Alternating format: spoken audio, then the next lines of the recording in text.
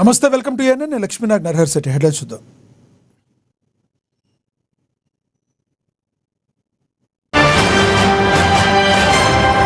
అవినీతిపై CM Revanth Reddy serious. శాంతి భద్రతల విషయంలో నిర్లక్ష్యం వహిస్తే సహించేది లేదని స్పష్టం. కాళేశ్వరంలో వైభవంగా ప్రారంభమైన సరస్వతి అంత్య పుష్కరాలు. త్రివేణి సంగమంలో తొలి పవిత్ర స్నానమాచరించిన కంచిపీఠాధిపతి. అమెరికాలో ఐటీ ఉద్యోగులకు బిగ్ షాక్. బ్యాంకింగ్ సిస్టంలో ఇమిగ్రేషన్ స్టేటస్ రిస్క్ ఫ్యాక్టరీగా చూపాలని ట్రంప్ ఆదేశం. తెలంగాణను మండిపడిస్తున్న ఎంటలు. భానుడి ప్రతాపానికి ఒక్కరోజు 9 మంది మృతి.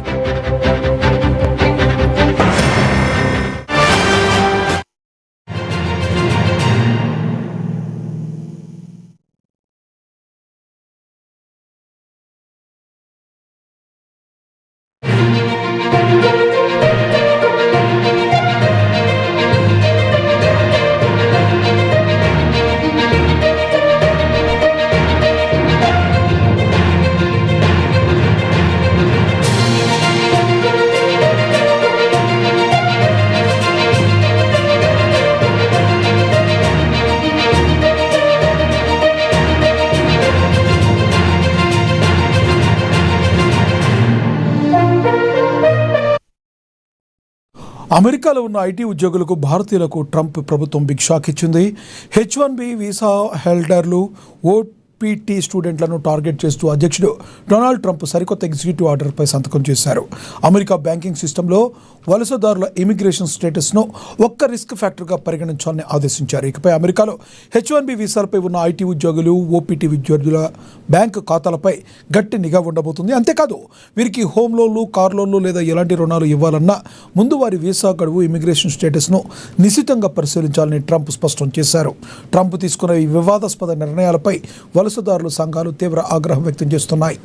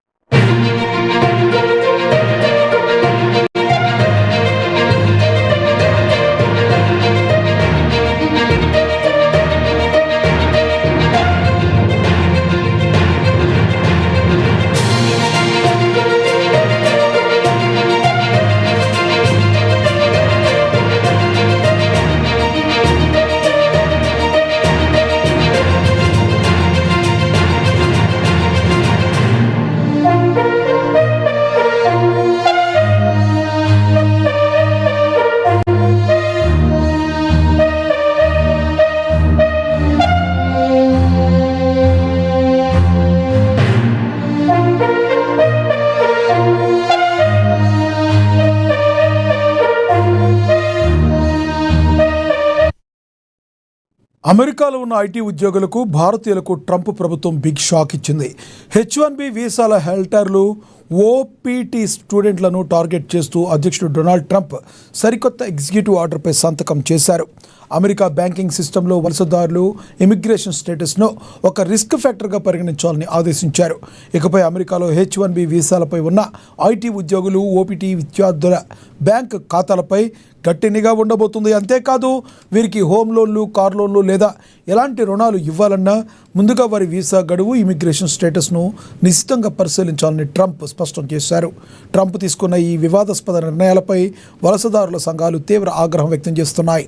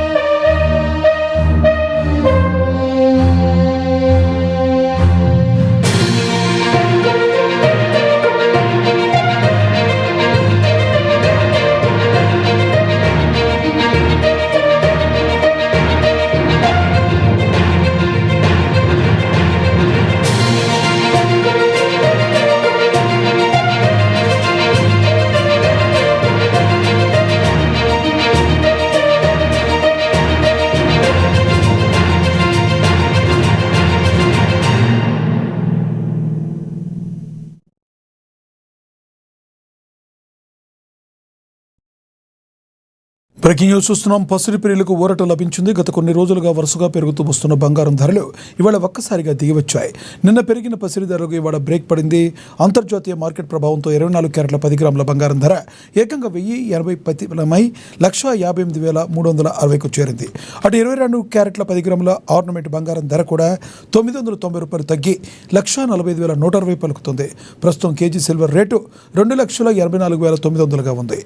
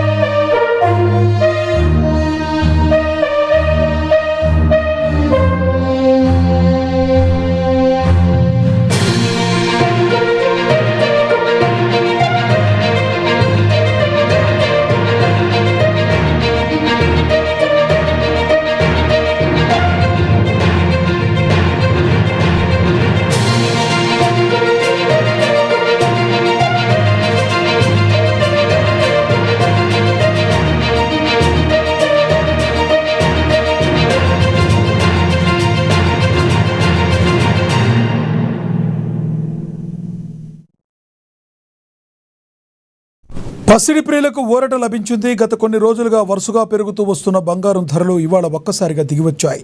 నిన్న పెరిగిన పసిడి ధరలకు ఇవాళ బ్రేక్ పడింది. అంతర్జాతీయ మార్కెట్ ప్రభావంతో 24 క్యారెట్ల 10 గ్రాముల బంగారం ధర ఏకంగా 1080 పతనమై 1,58,360కు చేరింది. అటు 22 క్యారెట్ల 10 గ్రాముల ఆర్నమెంట్ బంగారం ధర కూడా ₹990 తగ్గి 1,45,160 పలుకుతుంది. ప్రస్తుతం కేజీ సిల్వర్ రేటు 2,84,900గా ఉంది.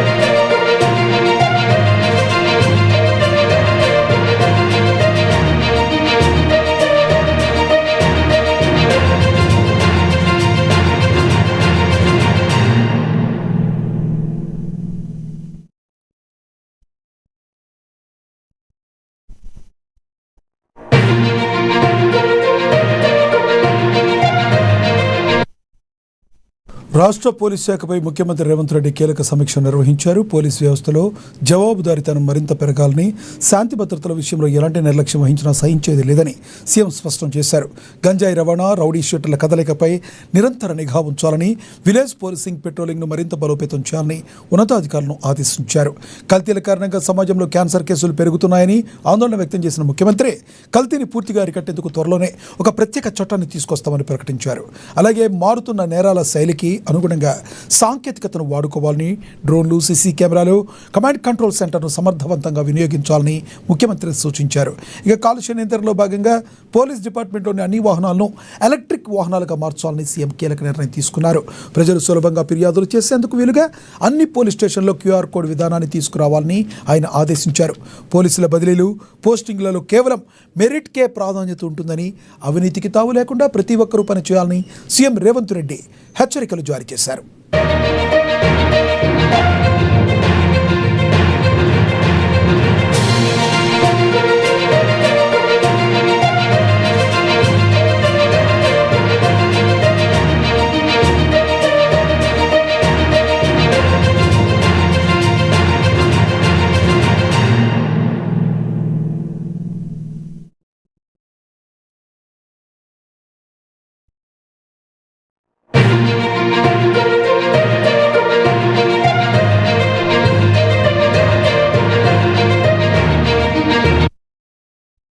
రాష్ట్ర పోలీస్ శాఖపై ముఖ్యమంత్రి రేవంత్ రెడ్డి కీలక సమీక్ష నిర్వహించారు.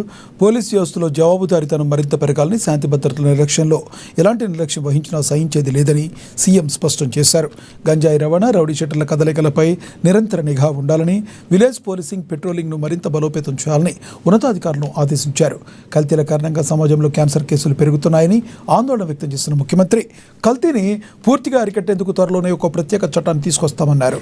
అలాగే మారుతున్న నేరాల శైలికి అనుగుణంగా సాంకేతికతను వాడుకోవాలని, డ్రోన్లు, సీసీ కెమెరాలు, కమాండ్ కంట్రోల్ సెంటర్ను సమర్థవంతంగా ఉపయోగించుకోవాలని సూచించారు. ఇక కాలుష్య నియంత్రణలో భాగంగా పోలీస్ డిపార్ట్మెంట్లోని అన్ని వాహనాలను ఎలక్ట్రిక్ వాహనాలుగా మార్చాలని సీఎం కీలక నిర్ణయం తీసుకున్నారు. ప్రజలు సులభంగా ఫిర్యాదులు చేసేందుకు వీలుగా అన్ని పోలీస్ స్టేషన్లలో క్యూఆర్ కోడ్ విధానాన్ని తీసుకురావాలని ఆయన ఆదేశించారు. ఇక పోలీసుల బదిలీలు, పోస్టింగ్లు కేవలం మెరిట్కే ప్రాధాన్యత ఉంటుందని, అవినీతికి తావు లేకుండా ప్రతి ఒక్కరూ పనిచేయాలని సీఎం రేవంత్ రెడ్డి హెచ్చరికలు జారీ చేశారు.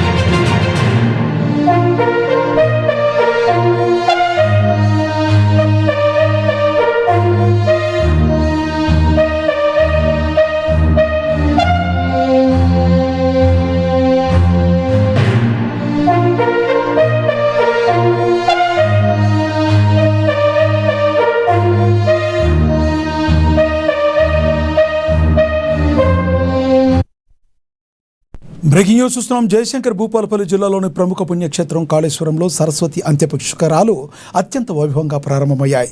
నేటి నుంచి జూన్ 1వ తేదీ వరకు మొత్తంగా 12 రోజుల పాటు ఈ అత్యంత పుష్కర వేడుకలు కొనసాగనున్నాయి. ఈరోజు ఉదయం నుంచి కంచి కామకోటి పీఠాధిపతి శ్రీ శంకర విజయేంద్ర సరస్వతి స్వామివారు త్రివేణి సంగమంలో తొలి పవిత్ర స్నానాన్ని ఆచరించి ఈ పుష్కరాలను శాస్త్రోక్తకంగా ప్రారంభించారు.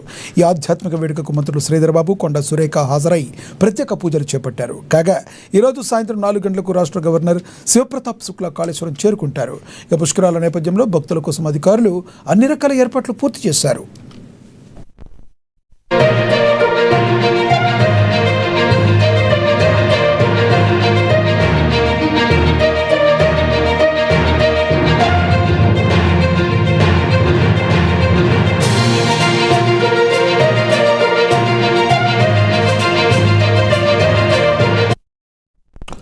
జయశంకర్ భూపాలపల్లి జిల్లాలోని ప్రముఖ పుణ్యక్షేత్రం కాళేశ్వరంలో సరస్వతి అంత్య పుష్కరాలు అత్యంత వైభవంగా ప్రారంభమయ్యాయి.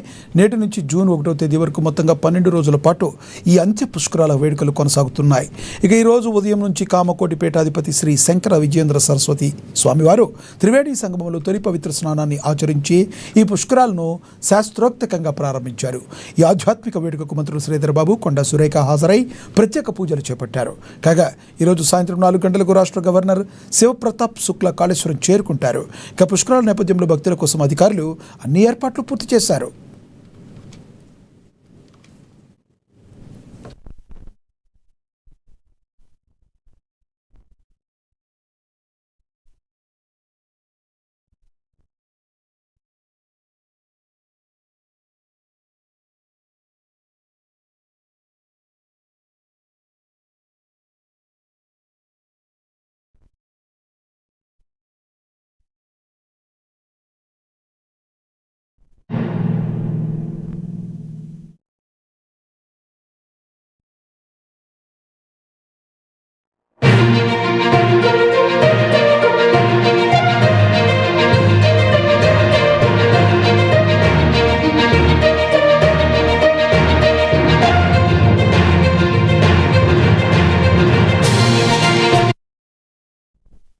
బ్రేకింగ్ న్యూస్ చూస్తున్నాం. ఆంధ్రప్రదేశ్ రాజకీయాల్లో మరో కీలక పరిణామం చోటు చేసుకుంది.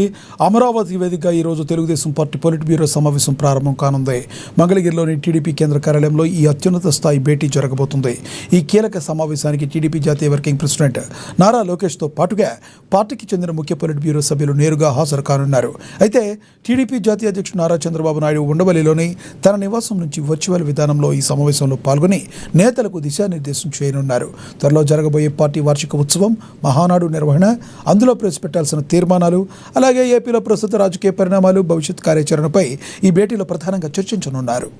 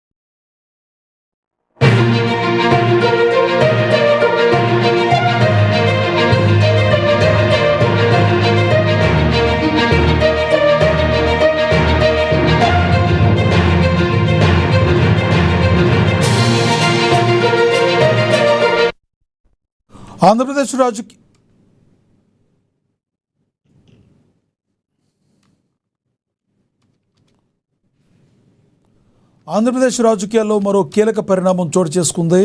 అమరావతి వేదికగా ఈరోజు తెలుగుదేశం పార్టీ పొలిట్ బ్యూరో సమావేశం కానుంది. ఇక మంగళగిరిలోని టీడీపీ కేంద్ర కార్యాలయంలో ఈ అత్యున్నత స్థాయి భేటీ జరగబోతుంది. ఈ కీలక సమావేశానికి టీడీపీ జాతీయ వర్కింగ్ ప్రెసిడెంట్ నారా లోకేష్తో పాటుగా పార్టీకి చెందిన ముఖ్య పొలిట్ బ్యూరో సభ్యులు నేరుగా హాజరు కానున్నారు. అయితే టీడీపీ జాతీయ అధ్యక్షుడు నారా చంద్రబాబు నాయుడు ఉండవల్లిలోని తన నివాసం నుంచే వర్చువల్ విధానంలో ఈ సమావేశంలో పాల్గొని నేతలకు దిశానిర్దేశం చేయనున్నారు. త్వరలో జరగబోయే వార్షిక ఉత్సవం, మహానాడు నిర్వహణ, అందులో ప్రవేశపెట్టాల్సిన తీర్మానాలు, అలాగే ఏపీలో ప్రస్తుత రాజకీయ పరిణామాలు, భవిష్యత్ కార్యాచరణపై ఈ భేటీలో ప్రధానంగా చర్చించనున్నారు.